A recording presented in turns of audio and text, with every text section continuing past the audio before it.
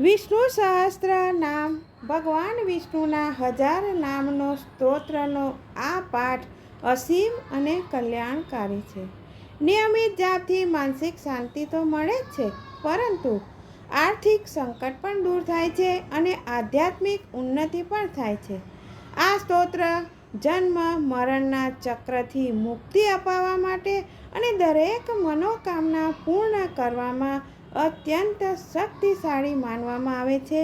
હિન્દુ ધર્મમાં વિશેષ રૂપથી મહાભારતના અનુશાસન પર્વમાં ભીષ્મ પિતામહ દ્વારા યુધિષ્ઠિરને આપવામાં આવેલો ઉપદેશ, જેમાં આ સ્તોત્રનો મહિમા વર્ણવવામાં આવેલો છે.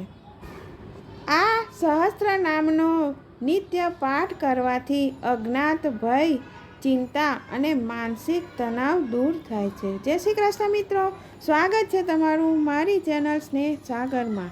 જો આ નવીન જાણકારી આપ સર્વને પસંદ આવી હોય તો મારી ચેનલ સબસ્ક્રાઈબ કરી લાઈક, શેર અને બેલ આઇકોન હિટ કરશો. વિષ્ણુ સહસ્ત્રના નામના પ્રભાવથી ઘરમાં સુખ સમૃદ્ધિ આવે છે અને આર્થિક સ્થિતિ મજબૂત થાય છે. જ્યોતિષ શાસ્ત્રમાં પણ જો બૃહસ્પતિ ગ્રહના દોષનું અને સંતાન સંબંધી જો બાધાઓ આવતી હોય તો તેને દૂર કરવા માટે આ સહસ્ત્ર નામ વિષ્ણુ સહસ્ત્ર નામનો પાઠ ખૂબ જ પ્રભાવશાળી માનવામાં આવે છે. વિષ્ણુ સહસ્ત્ર નામનો પાઠ કરવાથી કલ્યાણ તો થાય જ છે, મોક્ષ પણ મળે છે અને આ નામના સ્મરણ માત્રથી જ વ્યક્તિ સમસ્ત સંસારિક બંધનોમાંથી મુક્ત થઈને પરમ પદને પ્રાપ્ત કરે છે. ભગવાન વિષ્ણુ જે સૃષ્ટિના સંચાલક છે, તેમના પૂજનનું વિશેષ મહત્વ છે અને વિષ્ણુ સહસ્ત્ર નામ એક પ્રાચીન સ્તોત્ર છે. એના શાબ્દિક અર્થમાં ભગવાન વિષ્ણુના 1000 નામથી થાય છે. ભગવાન વિષ્ણુને સૃષ્ટિના પાલનકર્તાના રૂપમાં ઓળખવામાં આવે છે, એટલે તેમની પૂજા ઉપાસનાથી આપણા જીવનનું નિર્વાહ સહજ રીતે આસાન બની જાય છે. ભગવાન વિષ્ણુની અપૂર્વ મહિમા છે અને એ મહિમાનો વિષયમાં તેમના નામોમાં છે, કારણ કે સહસ્ત્ર નામમાં તે પાઠના નામ પ્રમાણે ભગવાન વિષ્ણુના 1000 નામ આવે છે અને ભગવાન વિષ્ણુની ઉપાસના કરવા માટે વિષ્ણુ સહસ્ત્ર નામનો પાઠ સૌથી વધારે ફળદાયી અને સૌથી વધારે શુભ માનવામાં આવે છે.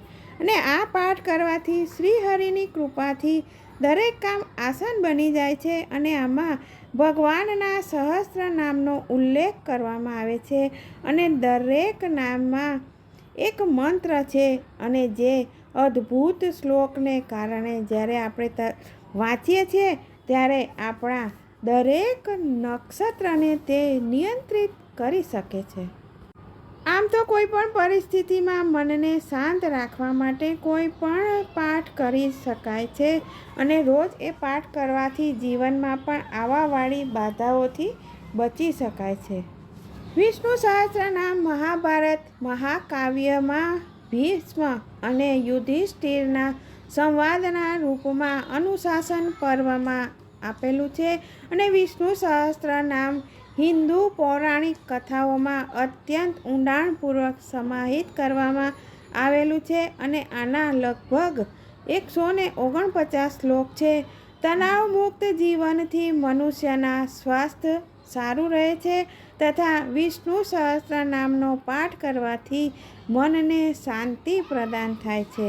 વ્યક્તિએ જીવનમાં જ્યારે અત્યંત પરેશાની ચાલી રહી હોય ત્યારે આપના દ્વારા કરવામાં આવેલા દરેક ઉપાય જે વિફળ જતા હોય ત્યારે વ્યક્તિ ઈશ્વરની તરફ ઝુકાવ મહેસૂસ કરે છે, પરંતુ વાસ્તવમાં વ્યક્તિને ખુશીના સમયે જ્યારે ભગવાનનું અનુસરણ કરવું હોય તો વિષ્ણુ સહસ્ત્ર નામનો પાઠ કરવો જોઈએ, જે પરમ વિશ્વાસની સાથે ભગવાનનો રસ્તો બતાવે છે.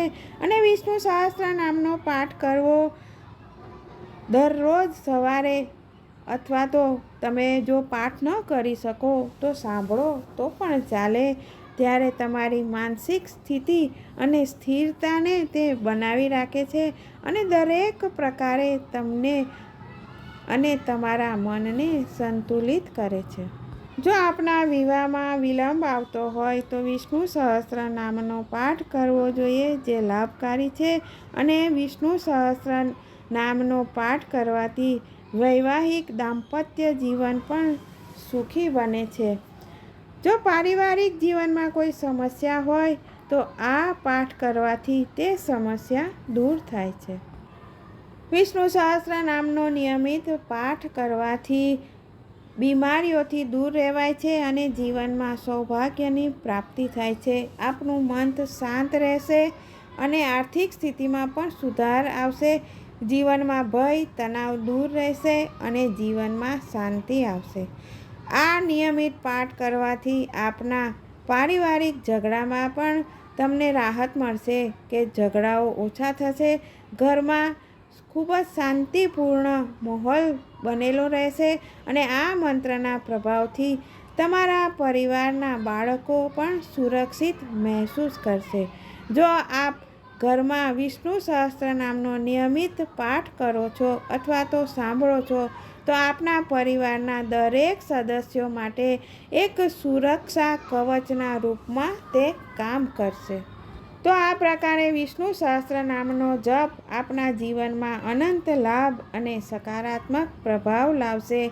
જે જાપ આપને ગરીબી, બીમારી, જન્મ અને મૃત્યુના ભયથી મુક્ત કરાવશે અને આપને ઉચ્ચ ચેતના પ્રાપ્ત થશે અને ઈશ્વરને બહેતર ઓળખવા માટે, સમજવા માટે સ્વયંને આત્મનિરીક્ષણ કરવામાં પણ મદદરૂપ સાબિત થશે.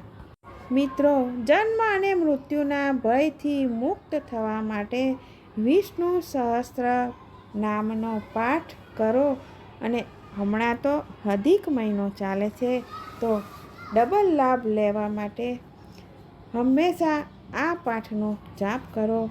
જય શ્રી કૃષ્ણ. ફરી મળીશું આવા નવા અવનવા વિષય સાથે.